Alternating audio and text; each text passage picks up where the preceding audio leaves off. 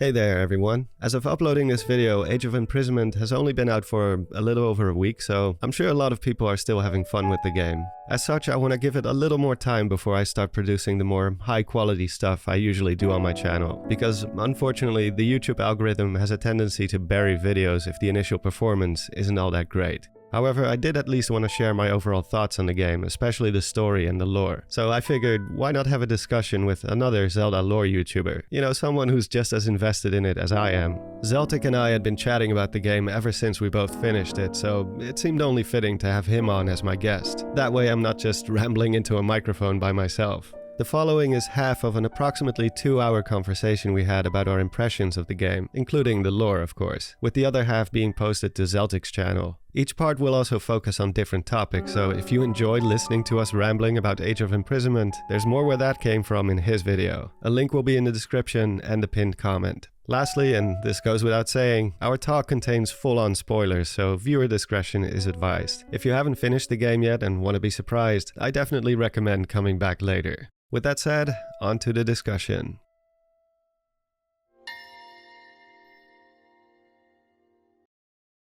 So, Sir Zeltik, first of all, thanks for taking time out of your busy schedule to join me here.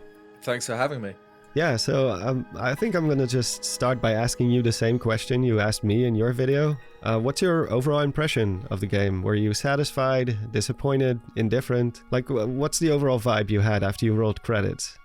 Overall, a big bag of kind of different feelings, but almost all of them are extremely positive. I know I'm not alone in that Musou games, you know, Hyrule Warriors, Dynasty Warriors, they're not my ordinary, you know, go-to game. The actual minute-to-minute gameplay it's just not my cup of tea, really. But yeah, it's a far cry from actual Zelda gameplay. Exactly, yeah, but this game being the canonical story of the imprisoning war is just amazing, you know, because I genuinely did like the story of Age of Calamity. You know, I found it was fun, the cutscenes were amazing, the music was just unbelievably good. Oh yeah. It just disappointed me that it went off in its own direction and therefore didn't support Breath of the Wild at all.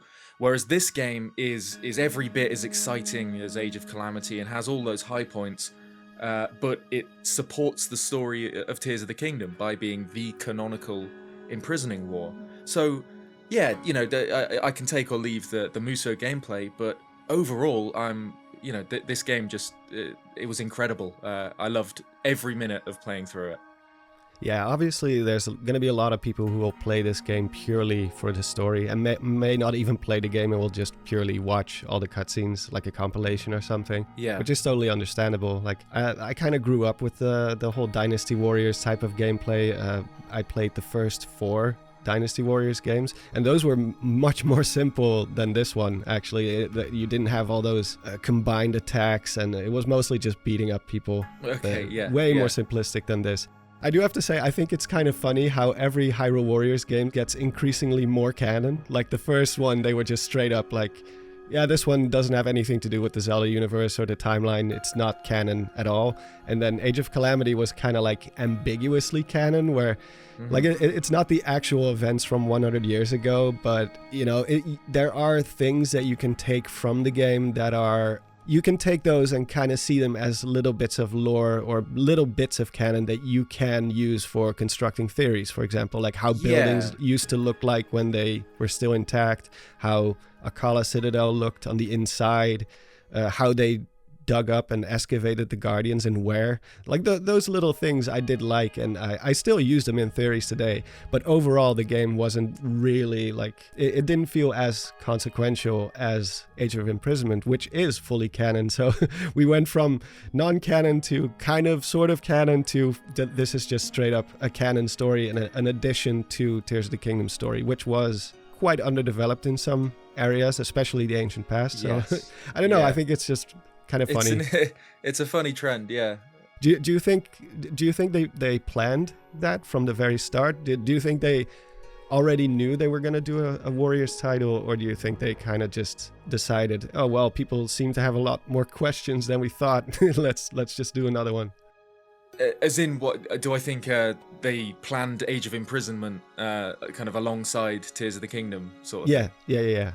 I don't. I could imagine them thinking, because Age of Calamity. I don't know how many copies that sold, but it was quite a lot for the kind of game it is. It really, really helped that it was attached to a game as big as Breath of the Wild. So I'd be very surprised if they weren't looking at that and thinking, how can we tie in a game to Tears of the Kingdom?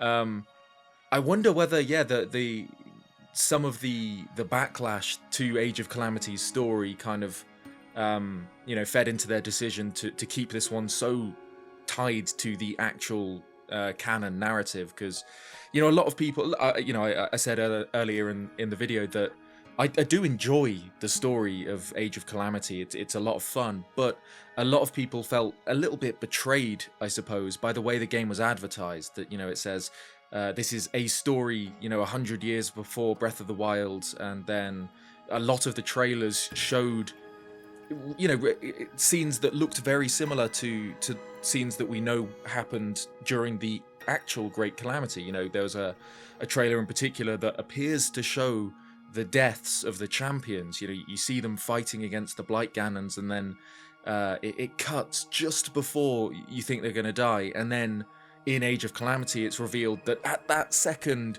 a portal opens up from the future, and their descendants arrive to save them. And a lot of people felt like it was a little bit of a a betrayal, I suppose, that it wasn't the dark story that the Great Calamity is, because it's not a happy event. Yeah. So I wonder if, because there was this backlash about the story of Age of Calamity, that led them into doing advertising Age of Imprisonment not as a story before Tears of the Kingdom, but they said this is the story leading into Tears of the Kingdom, and this is a canon story and whatever. And I was a little bit suspicious perhaps that they were gonna pull a similar thing, but at the end of the game, it's, as far as I'm concerned, it fits perfectly into the hole that we expected it to fit. It ends with Raru sealing Ganondorf, and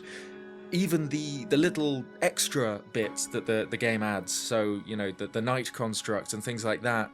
The game has answers, already, queued up, because they know that the Zelda theorists will be, questioning how these things fit into Tears of the Kingdom's lore, and they've got the answers ready for us. They've kind of explained how their additions fit into the narrative. So I don't know. I think they probably did think, let's have a real go at fitting something into the proper story here. Yeah, because I remember even looking back at the trailers of Age of Calamity now, they kind of very strategically edited out Terraco, because obviously that's the main catalyst for the whole time travel alternate universe thing, and they didn't do that. Thank God for Age of Imprisonment. In fact, it has its own robot from the future type of deal, although it already existed, but the thing that drives the night construct came from the future, which I think is a perfect segue into the first focus topic here. What did you think of the night construct in general, the lore behind it, the fact that a shard of the Master Sword can be powerful enough to drive a robot with basically an enhanced moveset of Link himself, in a way. I mean, even kind of parking the lore of the Night Construct for now, putting that aside, just based on the character himself, his design and everything, he's just so cool, right? He's just, every scene he's in is just amazing. He's just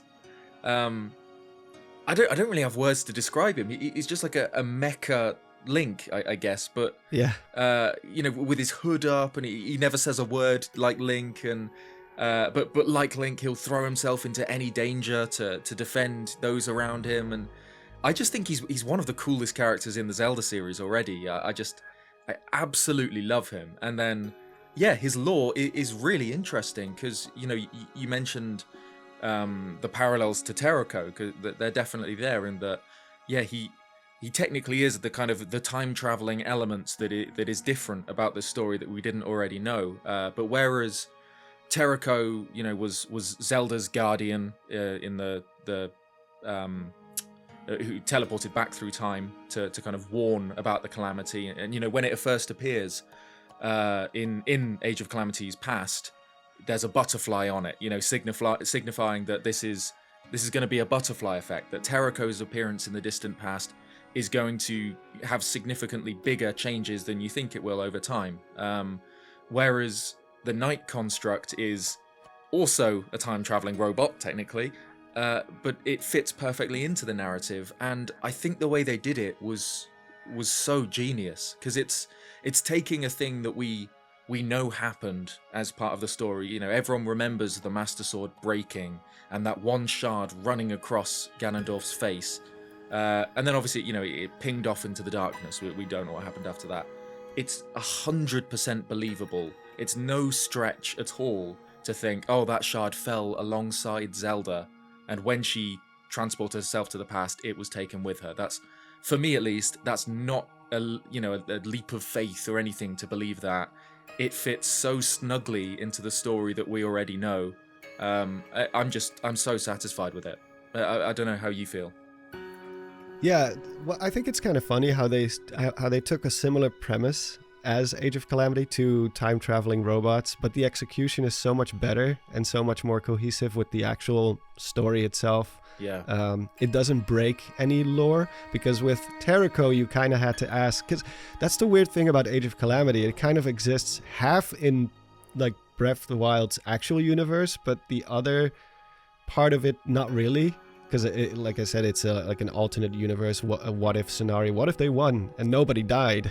And here, it's actually explained why the construct and Calamo, which we'll get into shortly as well, like why they haven't been recorded in history, where like they actually do give somewhat of a good excuse why they're never talked about, because that would change history, or the danger that these super constructs, for lack of a better term, because obviously the Zonai already had constructs before, but these ones are way more dangerous, way more powerful. Yeah.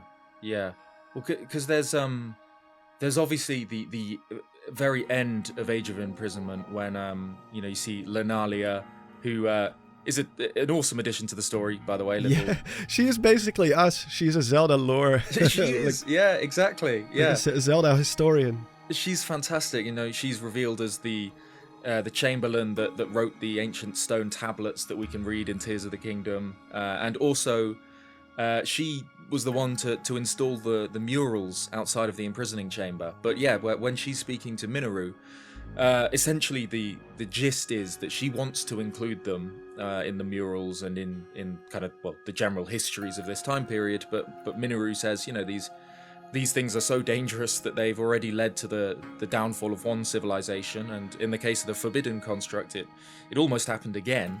So basically, it's kind of just best to let them fade into history rather than kind of be recorded.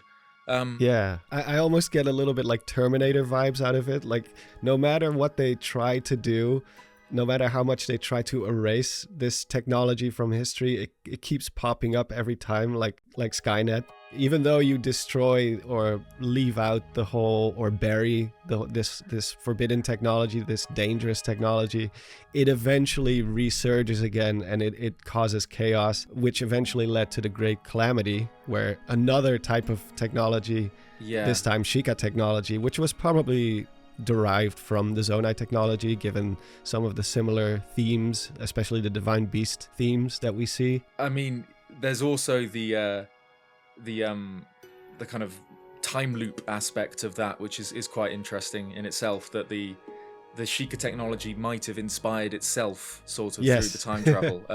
So yeah, there could be more parallels than you think with that, with the Forbidden Constructs and the Guardians, which I think is quite cool.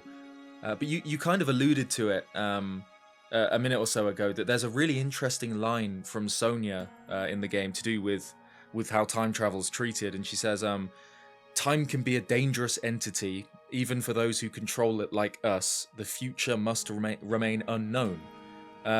Oh yeah. Which is that's fascinating. So I think that I wonder how much of that plays not only into the decision to not include the constructs in the murals, but also it kind of explains why Zelda is so I suppose guarded about information that you'd think she would reveal to Raru and Sonia, because she's seen the murals, she sees Ganondorf stealing a secret stone from a figure resembling Sonia on a stone ancient mural, then goes back in time and doesn't warn Sonia about that. And, in Tears of the Kingdom's memories, she doesn't even seemingly mention Ganondorf at all until the imprisoning wars really kicked off. Obviously, Age of Imprisonment seems to change that, which, in my opinion, is, for the best. She seems to tell her whole story as soon as she arrives in the past, which makes a lot more sense. Yeah. But still, that one line kind of I think it just kind of makes everything a little bit easier to stomach, because it's always a little bit difficult when you've got a character traveling to the past, because it's just a messy story structure, right? There's always going to be all these little plot holes and what ifs and whatever. But I think a line like that really just helps, to kind of sell the whole thing. Yeah, it's kind of the curse of every time travel plot. There's not a lot of shows or TV or like media in general that portrays time travel perfectly. I think Dark is the only series that I know personally that does time travel pretty much flawlessly. Right. Even some of the best movies that I really enjoy that have a time travel plot, you always have those questions. Like with the Terminator, like why didn't they just go back to before the time machine was built and just prevent that from happening, instead of this whole chase in the past to kill John Connor and all that stuff? Yeah. It's pretty much inevitable. And I think they did a pretty good job at least explaining why they keep certain things for themselves. Zelda does actually give a reason as to why, rather Sonia does, like why they don't share certain things. And in the memories, they made it seem like Zelda just doesn't mention Ganondorf at all, except like, oh, his name gives me pause. Yeah. Which, looking back now, they do actually talk to each other about this stuff. And then when they really start digging too deep into it, that's when Sonia says, well, time is a dangerous thing, blah, blah, blah. Yeah, because it seems the way Tears of the Kingdom handles time travel is, obviously there's so many different ways of handling time traveling to the distant past in media, and Zelda's done just about every single one of them. There's versions where, a bit like Back to the Future, if you travel to the past and change something, it kind of creates an alternate timeline, and if you return to the present, you're in a different world almost to the one you left. Whereas exactly, it seems the way they handle it in Tears of the Kingdom is that it's all inevitable. Zelda goes back and her actions, they don't change anything about the present because they were kind of almost predetermined. We see that where it already happened. It already happened because there's the ancient murals which already exist below Hyrule Castle, but there's the murals that are obscured behind some rocks, and when you return, you find out that the murals include the Light Dragon. So she always did that, and obviously when they wake Ganondorf, he knows Zelda's name, and Raru, he's talking about Zelda and Link with information that he wouldn't know had Zelda not already been in the past. So, it's a loop. It's like the game's logo, the Ouroboros of two dragons. It's kind of an endless cycle. And I think that line from Sonia just kind of, helps sell that a little bit, because it's always, well, what if she explained the whole thing to Raru and said, look, I think, you might have been sealing Ganondorf, and would that change Raru's actions? Or it's so difficult to get your head around, obviously, because it's like inherently paradoxical. But I think just kind of throwing that line in, saying basically, don't mess with time. Events will play out the way they need to play out, is the best way to go about it. Yeah, I do like that approach more than, because obviously this type of time travel doesn't create separate timelines again, whereas the one from Age of Calamity did. Yes. So it's cyclical, so things already happened, and going back in time doesn't change that. In fact, it it needs to happen in order for everything else to play out. If Zelda was never transported to the ancient past, Ganondorf probably would have never been sealed. And the whole premise of Breath of the Wild and Tears of the Kingdom would have been impossible. Exactly, yeah, because then Ganondorf wouldn't have been sealed, so Zelda wouldn't have gone back to the distant past. So that, it's like, it would all just kind of, it's a paradox, isn't it? But yeah, I think the way the going back to the Knight constructs, I think the way he was included, it just makes a whole lot of sense to me. So we see the Master Sword's shard fall back with Zelda. And interestingly, I've seen a little bit of debate online about why the shard falls where it does, because obviously Zelda and the shard both fall at the same time in the same location in the depths, where Ganondorf's imprisoned. Yeah, they both end up in the same time period, but in different places. So Zelda appears on the surface, kind of in a meadow in Hyrule Field, and this shard obviously appears in this forgotten chamber full of super dangerous constructs. But it doesn't seem too hard to believe for me, because it feels like Zelda, subconsciously transported herself and the shard to like the exact places they needed to be. Yeah. Because obviously it's convenient that the shard appeared next to the construct, but it's also very convenient that Zelda appeared right next to Raru and Sonia, rather than in a Bokoblin camp or something like. Well, there's a certain like plot convenience side to it, obviously, because what are the odds that Sonia and Raru are exactly in that spot? But we can just chalk that up to like the gods kind of nudging things in a certain direction. Well, I feel we know Zelda can teleport things anyway. Like she teleports Link at the end of Breath of the Wild from where he fights Calamity Ganon to out in Hyrule Field where he fights Dark Beast Ganon. So I don't think it's too hard to believe that she not only traveled through time to the exact time she needed to be, but also the exact place she needed to be. Yeah, I exactly. think that I don't think that's a stretch. But yeah, we see. It's not like she gets teleported and stuck inside of a rock. Yeah, exactly. Yeah. What she did, like the whole time travel thing, it was kind of like subconscious. Yeah, I think so. I think it's kind of a subconscious thing, because obviously there's the place she ended up is very convenient, but also there's the fact that she somehow unknowingly traveled back to like the very start of the imprisoning war, which I don't know if you can imagine like all of time as a big infinite line, and she threw a dart and it just so happened to land at the exact spot she needed to be. It's clearly her powers somehow just sorted it for her. It's like she ended up exactly where she needed to be for the game to take place. And like I said, maybe there's a little bit of a divine nudge in there as well. Yeah, for sure. I mean, she's Zelda. She's always getting kind of divine blessings left, right, and center, isn't she? So I don't think it's that much of a stretch. Of course, we also have the Forbidden construct, which was also, in my opinion, a really cool idea. Yeah, what are your thoughts on that?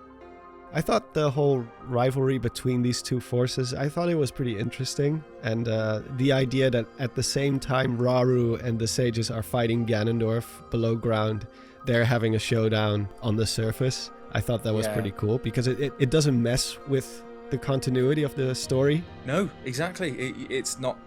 Yeah, it makes complete sense. It's I was going to say, again, it's like a similarity to Terrako and the Harbinger Ganon, that there's kind of a dark version of this same time-traveling robot thing. It just seems to be a thing Koei Tecmo like adding to their stories, it seems. But yeah, although in this case they are two completely separate constructs. They're not from the same, or it's not like Terrako. There were two Terrakos because one of them was already there in the past and one of them traveled from the present to the past, and then you have two of them. In general, it was pretty cool, this whole area with all these pods where these constructs were being stored, because I believe that's where they find it, right? That's where Calamo finds the Link construct, the Knight construct. In the construct factory, like the Frontiers of the King. I think so. It's definitely, again, I get a little bit confused trying to line up some of Age of Imprisonment's locations with Tears of the Kingdom, but I'm pretty sure that... Especially the depths, yeah. But I think that is kind of below Tobio, whatever hollow. Yeah, Tobia's Hollow. That area of the map. So if it's not the construct factory exactly, it's definitely, I think, meant to be very close. It's in that vicinity because that's where all the magic was happening. That's where they were building constructs. So it makes sense. Although it seems to have been in sort of a secret room, one that wasn't there in Tears of the Kingdom. Yeah. Who knows why? That doesn't really matter. But I don't know. I thought it was cool that they had all these pods. I think most of them did get destroyed by accident because there were more than just those two, I believe. The forbidden construct destroys the rest, right? It's when it activates. Yeah. Yeah. And I wonder. I think you do wonder why Ganondorf didn't, take control of all of them rather than take control of one and blow the rest up. But oh, who knows? Maybe. Yeah. that would have been a difficult plot point to explain, because what are you going to do against a whole army of these things? If two of these can already do so much. I think if Ganondorf is anything, it's like arrogant and flashy, and I think it's way cooler to have like one boss construct than like have a whole army do it. You just want, like, how there's Link's always doing stuff just by himself, and I think Ganondorf wouldn't like to kind of have an unfair advantage. I think Ganondorf would quite like the mano a mano aspect of having his own champion. Yeah, plus it could have also just been unintentional. Like, as the construct activates, it had that little like power surge, and it just destroyed everything within that radius, and it just so happened to take all those empty constructs with it. Yeah. What do you think about I guess the general kind of mechanism of the construct itself? So like, we know obviously these were created by the Zonai a long time ago, and I think the only line that really explains it is they say no, the Zonai could put their I think maybe just their power into them or something like that. But obviously in this game we see examples of kind of a Master Sword super sacred construct and a Gloom super evil construct, and it's never clear kind of what a construct working as intended would be. So I guess what do you think about how the Master Sword can influence it, and because obviously it's a little bit unclear whether this is Fi controlling the construct or if it's kind of like an imprint, or I guess like an echo of Link doing it. Yeah, I've played with the idea that maybe it's like a memory of a past hero, or all the heroes combined. When it comes to objects infused with life force or whatever you want to call it, like the Master Sword is pretty up there when it comes to how much energy and how much power it contains. And we know Fi is still in the sword because they make it a point to show that constantly, with obviously in the music there's like Fi's theme. Yep. We keep hearing her voice, or that little jingle that she always does in Skyward Sword. So we know she's still in there. Whether she's actually consciously controlling things, I don't know. Because you would expect that her spirit is mostly in the other part of the Master Sword, the hilt part that Link still has and then sends back into the past. I think for me personally, it makes more sense if it's just like that little shard of the Master Sword just contains a boatload of energy, a boatload of power, and maybe even some sort of memory or energy that is related to the hero. Because they do kind of hint at the idea that the construct kind of just, it wants to fight evil instinctively. It's not necessarily like humans do, like you have a feeling of right and wrong. It's he can't help himself, like it's been programmed that way, Yeah. I think it's really cool. Because it doesn't talk. It doesn't show emotion or desires. It just wants to keep going from place to place and solve problems. Yeah, which is really cool. I think you're right about kind of the general way it works. I think that's kind of the easiest explanation. And then what did you think of the final fight where he pulls out almost like a ghostly Master Sword? Oh man, I jumped out my seat when that happened. That was amazing. It's sort of a kind of phantom Master Sword, just as deep underground Raru is saying, remember this name, Link, and like it was phenomenal. I mean, that's kind of like I said earlier about Age of Calamity, that game really did have these amazing cutscenes, which is, you know, just so hype. And I'm so glad that Age of Imprisonment not only stuck to this canon story so we can have kind of long discussions like this about it, but also found a way to keep these kind of insanely over the top amazing moments like that, because I think that was just so cool.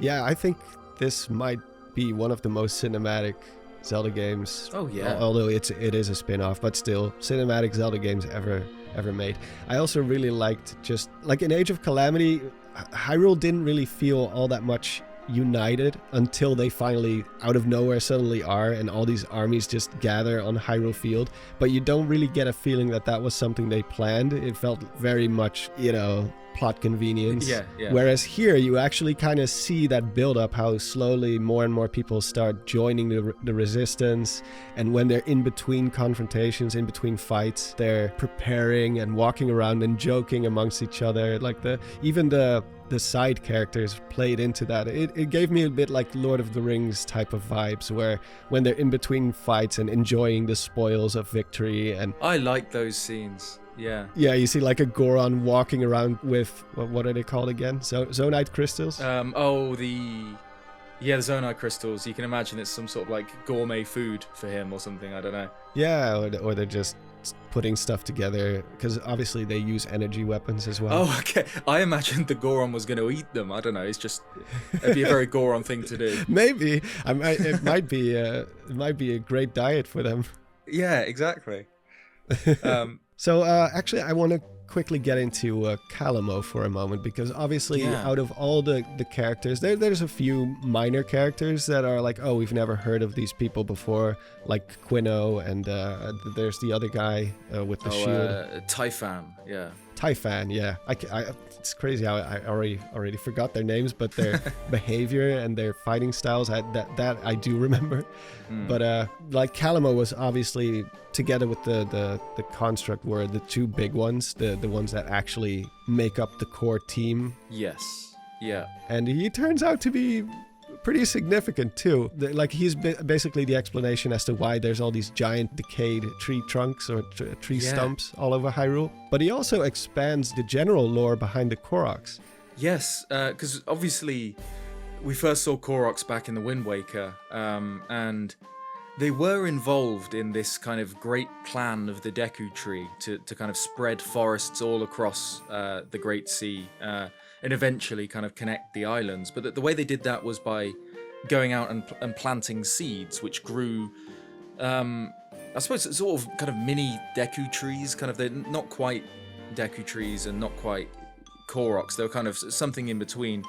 Whereas, Age of Imprisonment shows that it seems that kind of the ultimate goal of a Korok is to find a place to put down roots, and then they just turn into a big tree. And it kind of reminded me of Avatar: The Last Airbender. Oh yeah. Where there's like one giant, you have that one giant tree, and it's the whole forest is one giant organism. Yeah, because so obviously, before we get into what Calamo actually is, I'm sure I'm not alone in the whole game, right? You were thinking he was the Deku Tree, the Breath of the Wild Tears of the Kingdom Deku Tree, right? Yeah, and I still kind of think he is, but not the same Deku Tree as the one that we see in the present, obviously. Because that's a completely, first of all, that's a cherry blossom, and clearly the one we see at the end is not. But I do think that all these tree stumps, including the one that Calamo turns into, are like the Deku Tree of that time. I agree. Yeah. Because the actual Deku Tree didn't exist. But I do get what you mean. Yeah, like we thought maybe he was going to be that Deku Tree, the one that we all know. Exactly. Yeah. Because interesting that Deku Tree is not in Age of Imprisonment. You know, we see the Korok Forest. We see the Korok Forest burned down, and that was kind of shocking. I know. I got a little bit upset about that. But yeah, there was no sign of the Deku Tree. The one we're familiar of from this era. But yeah, at the very end of the game, Calamo does put down roots, and he eventually, we get a little time skip, and he turns into a big tree that does appear to have a kind of mini Korok forest thing surrounding him, right? He's got that kind of, I don't know how to describe them other than like a kind of pod of peas that seem to be hanging everywhere in the Korok forest. Yeah. That's why I do think he's kind of like the Deku Tree of that era, at least for a while, until the other Deku Tree gets born. Because we already know that the tree that Calamo turns into will die eventually, because by the time of Breath of the Wild, there's only a stump left. Which is why I asked in the beginning, like, do you think they pre-planned this game when they were also working on Tears of the Kingdom? And some parts of it, I feel like maybe they actually kind of did. Because of the voice notes. Yeah, the voice memories about the ancient tree stump and how they found a spear inside it. Yeah, well, because I remember, I think we might have been messaging about it when we were going through the voice notes when they were first released, and it just seemed very confusing at the time that you get at the ancient tree stump, which is kind of just kind of north of the Colosseum, like on the west side of Hyrule Field sort of place.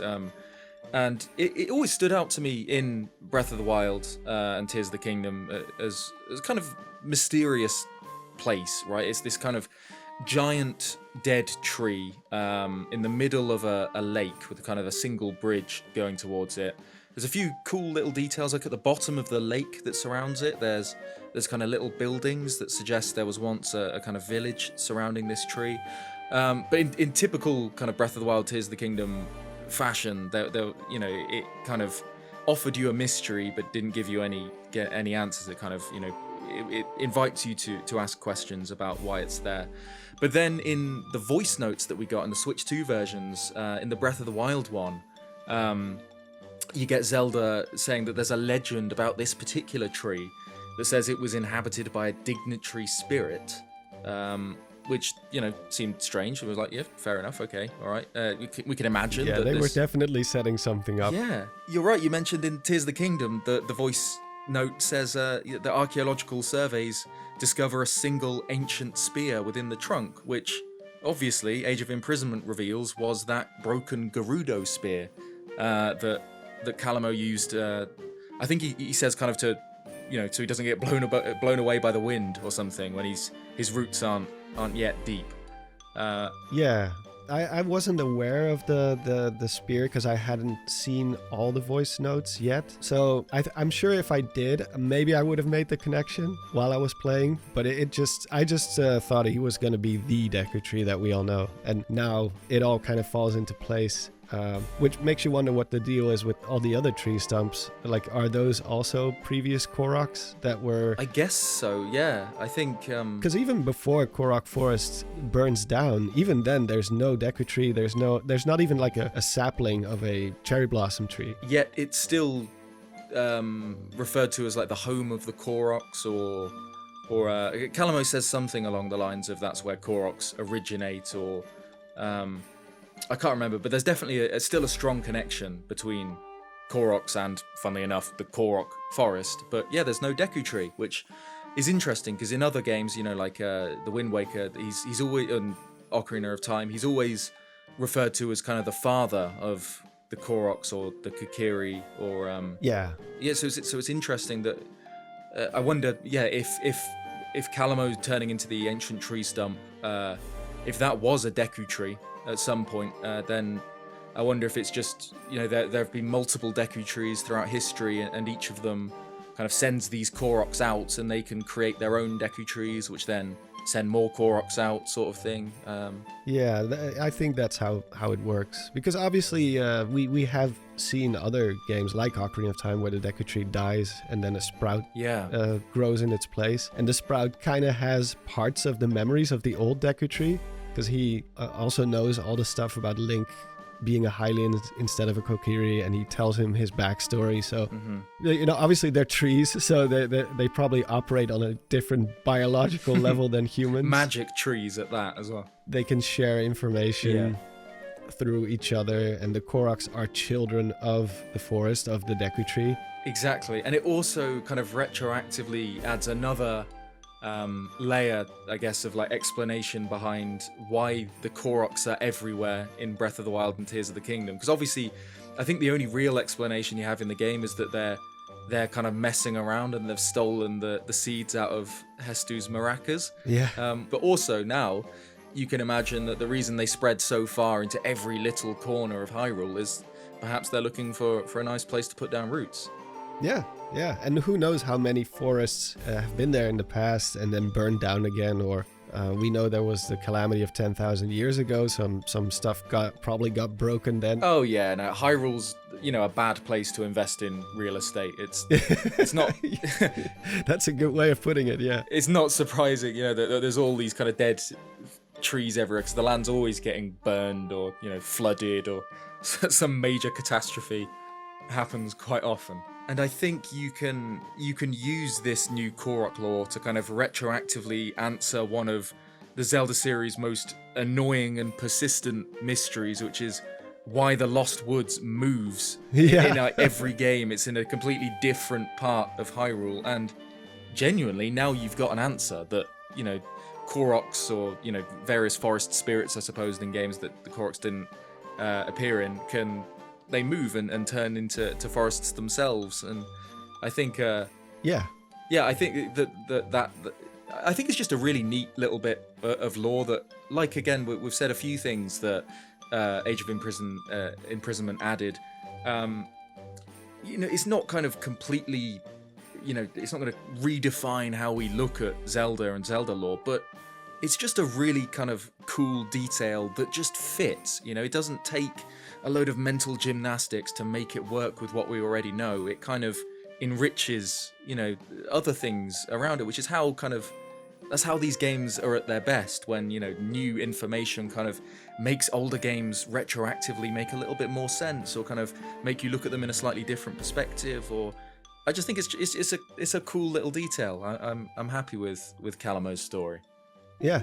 All right, I want to quickly pivot towards the imprisoning war itself, because that part I was probably the most impressed with, as someone who has read most of Masterworks through translations, obviously, because we still only have the Japanese version. Yeah. But maybe in the near future. Yeah, because I mean, you're something of an authority on the subject after having made all your videos kind of breaking down. Basically doing what Age of Imprisonment did before Age of Imprisonment existed, right? Kind of trying to piece together the story. Well, I would never call myself an authority figure on anything Zelda related, but I did make a video about the imprisoning war, like based on what we know from the game, which is very little, and then most of the other parts were filled in by Masterworks. So I guess how similar was the Age of Imprisonment's version compared to how you thought it would go?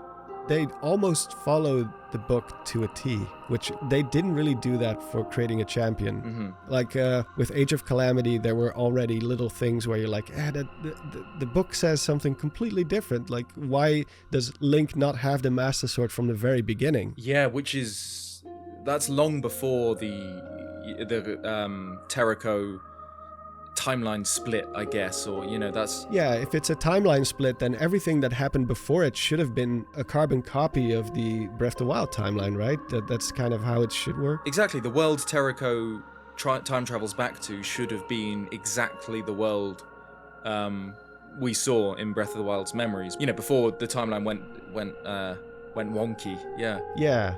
So that was already one. I get why they did it. I even stated that in my review of the game back in the day. Like, obviously that they just wanted to have a cool Master Sword pull, because that's kind of like a Zelda tradition almost. And it is a cool Master Sword pull. It is a very cool Master Sword pull, but it did contradict the book in many ways. And there are quite a few of those little moments where you're like, well, if you're going to publish a book, why not at least follow that when you make a game about this whole event? And in Age of Imprisonment, they actually did it. They actually followed the book. Like, the book says all kinds of stuff, like how they sought refuge at the Forgotten Temple, and then at some point they tried to recapture Hyrule Castle on the Great Plateau, and then from there they moved into the Temple of Light, and that's exactly how it plays out. They follow it perfectly. The only part that was left out is that they used the Stormwind Arc to attack the plateau, which I thought was amazing. Oh yeah. Yeah. That was fantastic. And it just made a lot of sense. Yeah, if you have this arc, just use it as a battleship and go. Why not? Yeah. And what I liked in particular is, again, you might be sensing a theme here. It's that it takes what we know and kind of adds extra context, or like another layer that not only doesn't clash with the story we know, but actually kind of makes it better. So with for example, the Molduga attack, so that was one in Tears of the Kingdom we see, I believe it's the first cutscene we see Ganondorf in Tears of the Kingdom. So he's kind of standing on this cliff, the edge of the Gerudo Desert, looking at Raru's Hyrule Castle, and he has his Gerudo entourage, including Koume and Kutake, twin. We'll get to them, but he's got his Gerudo, and they summon Molduga, and they attack the Great Plateau, and Raru just kind of nukes them all, basically. And that's the end of the cutscene.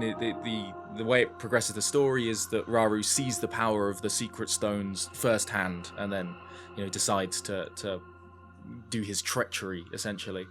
But then switch tactics. Exactly. But then the Age of Imprisonment not only includes that Molduga attack, kind of exactly how it happened in Tears of the Kingdom, but reveals another layer to it. It reveals that the attack was a decoy, really, and he had another group of Gerudo attack the Great Plateau directly. They send up a smoke signal after the Molduga attack happens, and then the Gerudo go and they take on Hyrule Castle directly. But then it's revealed that there's another layer of deception, and Ganondorf is using these Gerudo that he sent to the plateau as fall guys, and he tries to have Koume and Kotake eliminate these Gerudo and Ardi, so that then he can kind of reveal that traitors have been, ousted from his group, and now he can swear fealty to Raru and be an honest, ally of the kingdom. And it's just fantastic. It's just enriching what came before. Yeah, because at first I was a little bit confused. I was like, wait, what? They also attacked because I got the impression that Raru did know, obviously, that the Molduga attack was probably perpetrated by the Gerudo, but he's kind of like, well, let's not try to piss them off. And the attack didn't do any damage in general, so they kind of just wave it away.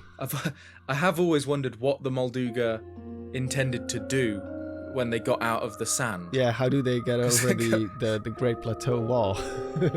Or how do they just, as soon as they run out of sand and get onto like rocks, what do they do then? Yeah, that's a good question. I'm sure someone will make a video about that. Yeah. I'm still a little bit confused whether it was all pre-planned like this, or if he kind of improvised. Like, if the attack was successful, if Ardi and the other Gerudo successfully captured the plateau, if that was just plan A, and then should they fail, they will be used as fall guys, and then he will distance himself from those Gerudo and say, well, those are traitors, and in that way, because Ganondorf has always been a guy who improvises a lot. Oh yeah, he's he's the Baron Harkonnen. He's plans within plans within plans. He's like, I think, because as we read it from Tears of the Kingdom, he sees the secret stone, and then that's when he kind of he has the idea to swear fealty and get closer, and use deception rather than outright force, because he realizes he's not going to beat Raru while he has a secret stone and Ganondorf doesn't. Exactly. But then, Age of Imprisonment kind of, it questions, was that always his plan, or did he see the secret stone and then decide to sacrifice Ardi and her little kind of contingency group? Or, I'm not sure. I suppose you could look at it either way.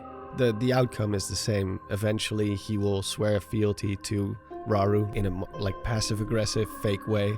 The part that I thought was really funny is that they established that he actually lived at the castle for 6 months. Yeah, for 6 months, for at least a while. So he must have had his own quarters there. That is something I did not account for at all. I thought he was just going to go back to his own kingdom in Gerudo and just rule there, and just once in a while he will seek counsel with Raru or something. But no, he actually lived there. It's just such a funny image to think of his chambers in Hyrule Castle. I'm picturing, in Skyward Sword, like Groos's room. He's got like a boxing pad bag thing, a punch bag with Link's face on a little cutout on it. I'm just imagining that, but it's like Raru's face, and he like hides it whenever Raru comes in to talk to him in his chambers. Or it's like a sitcom scenario. It's like Almost, these yeah. two enemies living in a castle and pretending to be friends for 6 months. Though I guess it does make sense why he was able to sneak around the castle as fake Zelda all this time. If he actually lived there, that would have been way more easy. Like, how did he sneak past the guards otherwise, you know? Yeah. It's It's a funny detail. I mean, you mentioned Puppet Zelda and Phantom Zelda, and we got a little bit of extra lore on how that works, which I thought was quite cool. Yeah. Because it was we see directly after Puppet Zelda is kind of eaten by the forbidden construct, Ganondorf, just creates a new one. But we see how he does it, and he kind of has a pile of various monster bits. I think they kind of look like Frock's parts, maybe. Yeah.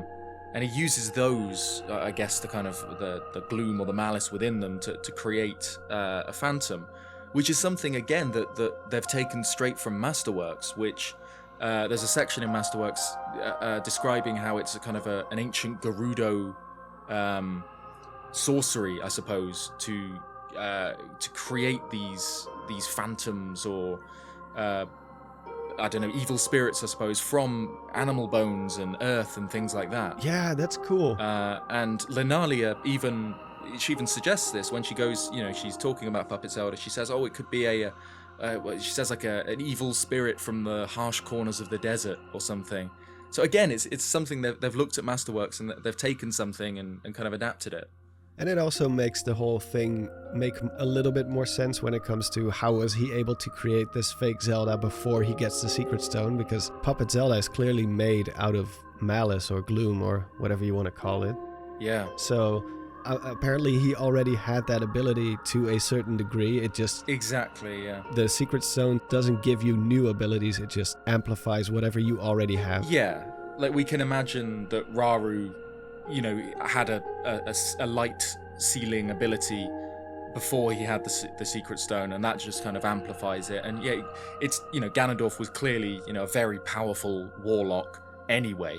And I think that's kind of, you got to kind of think of how strong they were pre-Secret Stone and post-Secret Stone, because obviously Ganondorf, when he's got a Secret Stone, is more powerful than like every other sage with a Secret Stone combined. Yeah.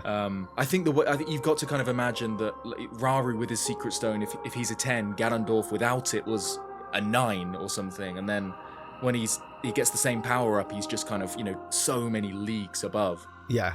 I also really liked how they explain why Raru wasn't at the castle when he kills Sonia. Yeah. When Ganondorf lures them into his little punching trap. Yeah. It's cool. Again, it's similar to the Molduga thing. It's just kind of another layer to the story. Yeah, because It's a little detail, but it makes a difference. Yeah. It's so he's taken up to. Well, so all these shades appear. There's kind of reports from all across Hyrule of shades turning up everywhere, and then suspiciously, I suppose, Ganondorf says, "Oh, I'll handle these," and he goes up to Mount Hylia, and then Raru decides to follow him, thinking, this is sounding a little bit suspect. But yeah, Ganondorf, I suppose he kind of loops back, or maybe perhaps never even left the castle, because again, it's kind of unintentionally funny. We see him kind of lurking below the balcony that he eventually kills Sonia at in that cutscene, which I found very funny. But again, it's cool that they reveal how he, the steps that he took before that. Oh yeah, for sure. Yeah, I like like I said, it's little details, but they do enrich the story ever so slightly. And I guess they just didn't have the time or the will to flesh that out in Tears of the Kingdom itself. So it's nice that they had the opportunity to do it here, because this game has a lot of cutscenes. It's one of the most cutscene heavy games in the entire franchise. Yeah. What did you think of the Archfiends, and how do you think they tie into the monsters we see in Tears of the Kingdom, where obviously they are different? Here they can speak and they're more Ganon-like. They have like traits of Ganon. I thought they were interesting in that it's kind of echoing Age of Calamity, where we had the Blight Ganons, but kind of sort of turbocharged Blight Ganons in that game. Yeah. Yeah, these ones. So they're obviously based on Tears of the Kingdom's 4 main bosses, but they've all got the word grim in their name, and it kind of seems like they're blended. I mean, to me, it looks like they're blended with the kind of withered, sealed Ganondorf, right? Which doesn't really kind of make sense from a timeline perspective. But the way they're so obviously they take Grimgura for example. So he's got the kind of mandibles and whatever that Kolgura has, but then his body is kind of dark, leathery skin like Ganondorf has, and then so again it's kind of it's Ganondorf blended with these bosses, but obviously these bosses predate the ones in Tears of the Kingdom, and like you said, they appear to be stronger and they can speak.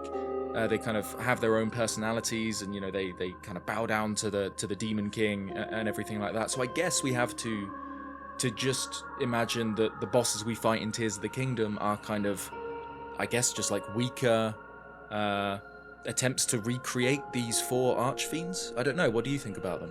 Yeah, more like primitive beasts. A bit like how when Ganon himself is resurrected in the Oracle games, but the ritual is not fully complete and he just turns up as more like a mindless beast. That's kind of how I imagine it here too. Like he resurrects these ancient evils, but in a more animalistic, primitive state.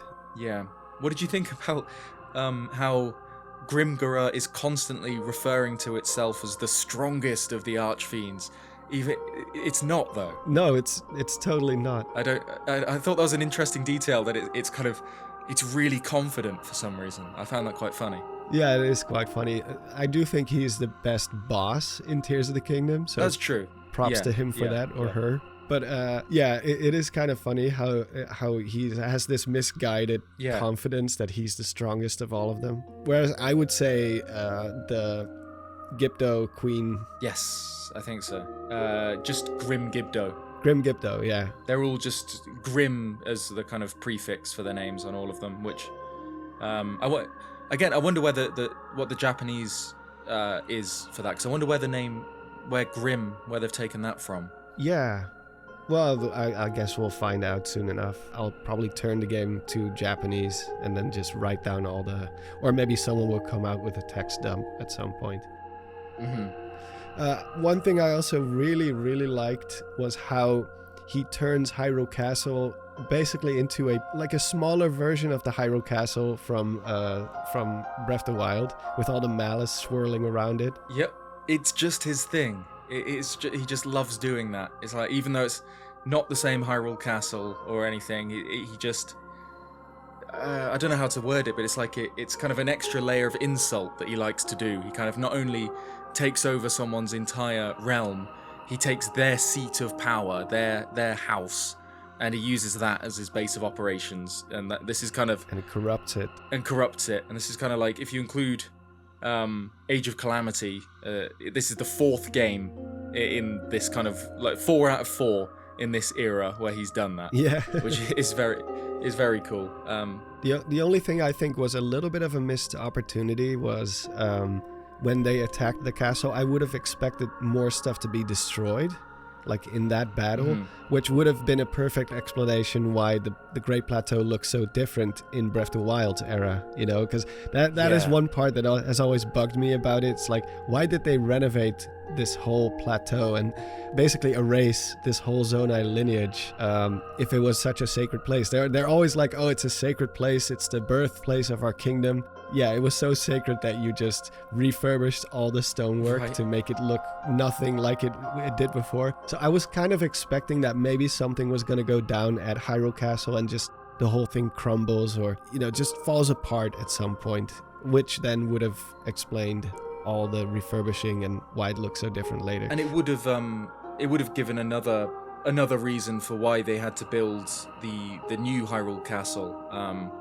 which obviously they build over the imprisoned Ganondorf. But like, obviously that castle's built there to kind of maintain the seal, but it doesn't have to be Hyrule Castle, right? It could just be a big kind of, I don't know, a big shrine saying do not enter Demon King here sort of thing. Whereas, Yeah. if the castle on the Great Plateau was destroyed, it would kind of give an incentive to, they'd have to rehome themselves somewhere. I do like the idea, though, that they built the new Hyrule Castle as basically a seal above where Ganondorf was sealed away by Rauru. Yeah.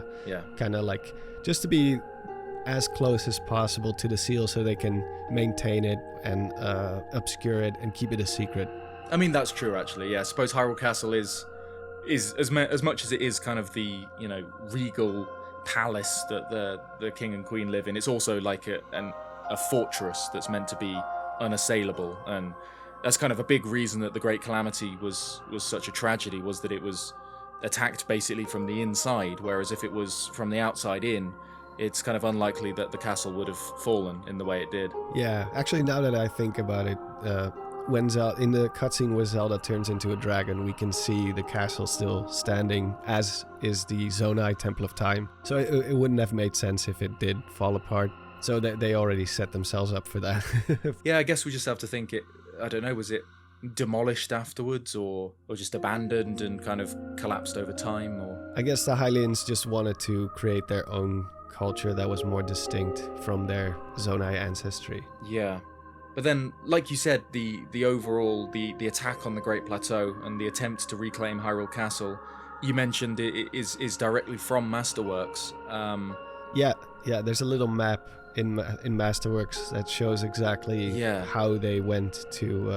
Again, it doesn't mention that they used the Stormwind arc for that, but I have no complaints. I think that was a really cool addition. But then again, as Age of Imprisonment, we've talked about it doing multiple times, it kind of adds another layer to it, because there's this kind of bait and switch where Minoru, I think, comes up with the plan to lure Ganondorf into the depths, to kind of fake a fallback, and knowing Ganondorf's pride and his arrogance, he would follow them into the depths, which it's always been a bit of a mystery why the final battle of the Imprisoning War takes place where it does, in this strange underground chamber. And I know Masterworks refers to it as the Temple of Light, which is really interesting in itself. Yes. Yeah, it's called the Temple of Light, and it has some sort of sacred energy, which they refer to in this game as well. So again, props to them for actually listening to or following the books. Because we see a few of these places, right? Like, so where the ancient Zonai kind of warrior constructs are found, that's another of these places that has this kind of innate light energy there, and where Rauru and Zelda's powers are at their strongest. Yeah, they're the ones who created those spikes on the walls. I thought that was really cool that they actually show them putting those spikes up. Finally, after like you and I, how many hours did we spend calling back in, like zooming into the 2019 footage onto these spikes on the Breath of the Wild 2. Yeah, like what's the purpose? Why were they there? I know, coming up with little things, and now we know. Now there's an actual answer, is that they kind of charge them up, I suppose, with light energy, all as part of laying this trap for Ganondorf. The only part from the book that they didn't follow is that in the book it specifically says that Ganondorf travels into the Temple of Light unaccompanied. But in the game he does have all kinds of other monsters with him. I suppose it's kind of for gameplay reasons. Yeah.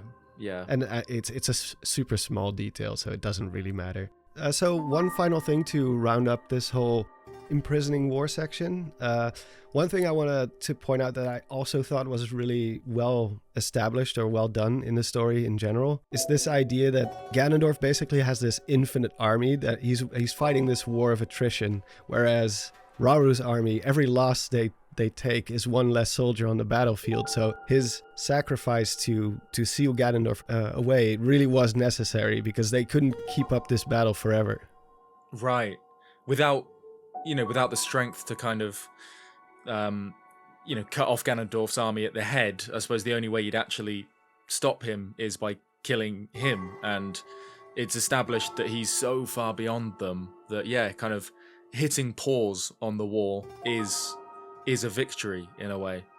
Yeah, and Ganondorf has always been kind of a necromancer type of warlock who can resurrect the dead, and he resurrected Volvagia in Ocarina of Time. But in this series, in this era, he's on a whole nother level when it comes to his necromancy. He can just keep resurrecting these archfiends, his general monsters. He can just keep going forever. And he even says that in one of the cutscenes itself. He says, like, how long do you think you can keep this up, Rauru? And I'm like, yeah, that is true. Like, no matter how many parts of Hyrule they clear of monsters, they will come back eventually. Yeah, I suppose that's kind of a really like interesting kind of take on how on like how terrifying the Blood Moon is in Breath of the Wild and Tears of the Kingdom, in that, you know, Link adventures across the world and he can kill all of these enemies, but, you know, they come back when Ganondorf's power kind of Surges, you know, waxes and wanes and surges. Yeah, exactly. So it's kind of that, but applied to a war scenario, and you realize how terrifying it actually is when it's not just one superhuman guy, you know, against an infinite army, you know, a guy who will never lose or whatever, like Link. It's an army of mortals, of kind of, there's the named characters like the sages and whatever, but then you're right, yeah, every loss, you know, every Goron that dies, every Rita or Zora, it's an actual serious impact on how well they can continue to fight. Yeah, they don't have the same resource that Ganondorf has, so they are forced to eventually, you know, cut off the head of the snake, so to speak, by luring Ganondorf into this trap. And it also makes the sacrifice of Rauru himself way more sensible. So I don't know, that was just a little thing that I noticed from the story about how the war plays out that I really liked. So I guess we can move on to the final segment, which is things that are still missing. The ancient hero, I think that's a good one to start with, because I think, even though I already knew myself that he's the hero from 10,000 years ago, which is way after the imprisoning war, so it can't be the same person unless he's like immortal or whatever. But I do think people kind of expected that the ancient hero was gonna be at least connected to him. To the Knight construct, or... Yeah. Yeah, I think obviously there was, you know, yeah, before release, a lot of theories that the ancient hero was connected to the Knight construct in some way.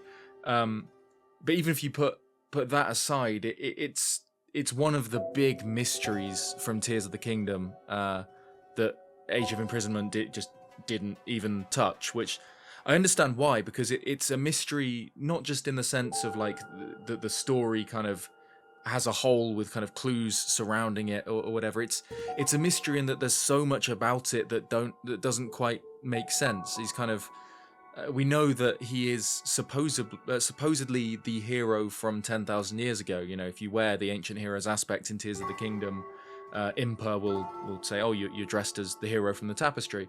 But then there's kind of, you know, he's wearing it's like an anachronism. He's wearing Zonai clothing and clothing from the era of the imprisoning war, which is however many thousands of years before that date, and that's not even getting into the whole kettle of fish. That's, you know, what actually is he? He's kind of a green dog thing with red hair, and I don't know. So in some ways, I don't blame. Somehow with a tail. Yeah, with a tail. In some ways, I don't. Obviously, I don't blame Age of Imprisonment for not attempting it, in that, like you said, he's not actually from the era of King Rara and stuff, so it would have been kind of strange for him to be mentioned in some way anyway. Yeah. But also there's just the level of it kind of on a out of universe kind of meta level that I think it's a mystery that is kind of unanswerable because it's just so confusing. Yeah, as far as I'm concerned, he's just some dude from... He was the hero of that era, and he happened to have been some sort of other race, which is kind of a first. Like, yeah. The hero has always been inherently a Hylian soldier or Hylian warrior, and now he's this other creature that I still don't know what, if he's like a hybrid between a Zonai and a Hylian, or a Zonai and something else. But you'd think a Zonai Hylian hybrid would look somewhere between a Hylian and a Zonai, but this guy has has features that neither of them have, like the tail. That Zonai's don't have tails. Yeah, that doesn't make sense. Some people have suggested maybe not all the Zonai looked the same. Maybe since Raru has characteristics of a goat, maybe other Zonai had characteristics of other animals. That could be a possibility. But then there's the whole problem with, by the time Raru comes around, all the other Zonai are already dead or gone. Mm-hmm. Yeah, so you don't know, because I suppose we do have there's those weird lines in Tears of the Kingdom at the labyrinths, you know, mentioning the guardian of boars, guardian of owls, and what's the other, guardian of dragons? Is it? I think Ruler of dragons. Ruler of, sorry, no, yeah, not guardian, ruler, yeah. So you know, perhaps they were Zonai with kind of animalistic traits that resembled those, or you know, there's a lot of open mysteries remaining. Yeah, and the only question that, for me at least, I did kind of felt like they should have at least put something in there was the whole, did Sonia and Raru have a kid? Because how else can their lineage have been passed on to eventually what will be the royal family, Zelda and the king? I don't know, maybe there's like, they wrote themselves into a corner with that one a little bit, and they just feel like, well, if we don't answer it, people will come up with their own solutions. But I think it's a mystery that's kind of an omission that's so easily solved, by both in Tears of the Kingdom or Age of Imprisonment, by just one line of dialogue saying, you know, that there's they have a child who, you know, he lives somewhere else, you know, in kind of safety somewhere, or I don't know, like, yeah, just something, you know. Even the Lanalia could have been taking care of this kid. They could have done something, at least with Tears of the Kingdom, because the actual cutscenes from the ancient past were so few and far between. You could have just used kind of like Occam's razor, where it's like, well, obviously they had to have had a kid, but they just don't mention it. It happened somewhere in between memories. Maybe they hid away the future ruler of the kingdom, their kid, and, you know, blah blah blah. But here, because you have this whole story that unfolds, and neither Sonia or Raru ever even allude to the fact that they have offspring, I don't know, it's a missed opportunity. Though we do have to at least mention that there is a free DLC planned with more story. You're right, yeah. But we'll just have to wait and see. The problem is, I don't know, it's like Age of Imprisonment has now made the kind of the whole Raru and Sonia's child thing, it's made it even stranger, I think, by, yeah, like you said, not including it in this game, where it's the omission is so much more, you know, obvious and glaring. And I wonder, I don't know how DLC can kind of shoehorn that character into the story without it seeming really jarring. Yeah, maybe there's a way to do it. Like, maybe at the very start of the imprisoning war, they do mention it, and then obviously Raru has other stuff on his mind, so he doesn't really have time to talk about his kid, and he's still mourning Sonia, and it's just, you know, he's caught up in responsibilities. But maybe he does order Lanalia to, like, take the kid somewhere safe, or like you said, even a single line can make all the difference in the world. At least give us a confirmation that yes, there was offspring, and that's how this whole lineage, because they do acknowledge the fact again in this game where Zelda says, like, oh, I'm a distant ancestor, or a distant descendant, nothing more. So, you know, but when both of those characters die, it's weird not to at least acknowledge it. But who knows? Maybe we'll see something in the DLC related to that. Maybe not, and it's just going to be like I said, an Occam's razor. Like, yeah, sure, there was probably a kid, and we'll just have to accept that that's the case. But they never mention it. Speaking of omissions that I want to see added to the DLC, I was really underwhelmed by Koume and Kotake in this game. So, you know, we got Twin Rover from Ocarina of Time, you know, the Ganondorf surrogate mothers and the boss of the Spirit Temple, and the two Gerudo women that kind of they seem to be his kind of second in command. They have short hair that's cut like the Gerudo emblem. They both wear a gold mask, although one of them has a red gemstone in the forehead, and another one has a blue gemstone in the forehead.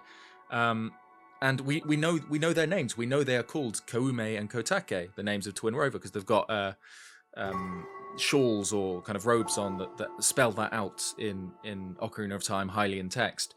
So it seems strange that they have a relatively large role in early game. You know, they're involved in, like we were saying earlier, how they lure Rauru away from Hyrule Castle, and Ganondorf tries to use them to eliminate Ardi. But then kind of after that, they vanish, basically. As soon as Ganondorf levels up and takes the Secret Stone, they disappear from the story entirely. And I thought, especially in a game where its central mechanic is about two characters coming together and doing a kind of joint attack, Twin Rover is like a kind of absolute slam dunk, right? Yeah. Well, again, maybe free DLC will... Yeah, we've just got to hope. Because just the simple fact that they don't even acknowledge their names is really jarring, and a very strange decision in that regard, because their designs are so cool, and like you said, it is a slam dunk to have them be another one of the bad guys that they have to deal with. Yeah, and I like, you know, not their design is amazing, but also I like that the way Age of Imprisonment expanded on their mysterious magical flutes. That we saw them summon Molduga with them, obviously in Tears of the Kingdom, but then in Age of Imprisonment they can summon shades with them as well, and especially that cutscene when they're trying to execute Ardi and the quote unquote traitor Gerudo.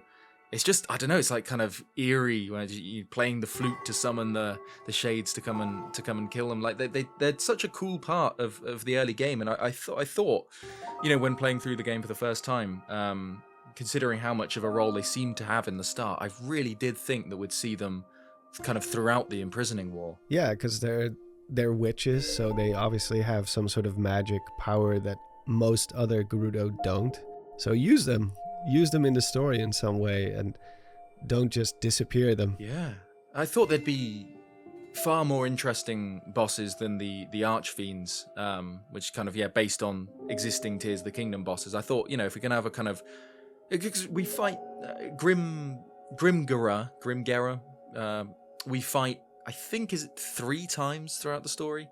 If we're gonna have a boss that we fight over and over and over, why not Twin Rover? That would have been amazing. Yeah, agreed. I suppose, given the sheer amount of loose ends and gaps in Tears of the Kingdom story, I'm overall satisfied with the amount of kind of holes plugged by Age of Imprisonment, and it didn't, you know, the game didn't feel like it was designed like, you know, a fireman going around and putting out fires, you know, constantly and not focusing on the main story.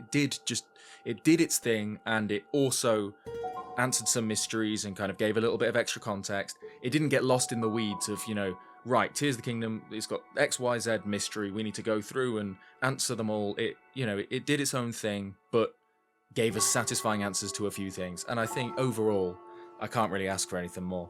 That is probably... Well, I think actually that's a pretty good note to end this whole discussion on. I think I totally agree with you.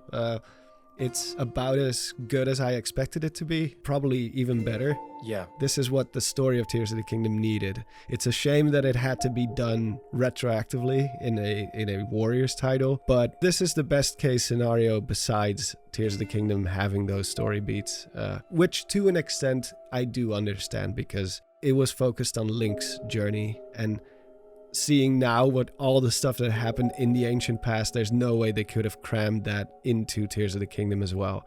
That would have been impossible, and it would have probably detracted from the stuff that happens in the present day. So yeah, I completely agree. Like I said at the beginning of the video, Hyrule Warriors and Dynasty Warriors and whatever, they're not my cup of tea for gameplay wise, but I think I went into this game wanting to see the Imprisoning War, and I saw the Imprisoning War. I don't know, you know, that's it. It ticked all the boxes. So that was the Imprisoning War. Yeah, the actual Imprisoning War. Well, I think that pretty much covers it. Obviously, there's like each of these topics separately can take up an entire video of their own, and there's a lot we haven't touched upon yet, which is exactly why I encourage people to go to Zeltik's channel, because he will be posting sort of a second half of this whole talk, and we will discuss other stuff like the history of the Zonai. We go in depth about the sages a bit more. We will go into the timeline, so that's pretty cool as well, which we didn't really do here at all. Yeah, controversial. In fact, I don't think we mentioned the word timeline at all. We managed to get through a Zelda video without mentioning the T word. Yeah, exactly. So I think your video will go up at around the same time as this one, so link will be in the description and in the pinned comment. Thank you all so much for joining us, and I will see you all next time.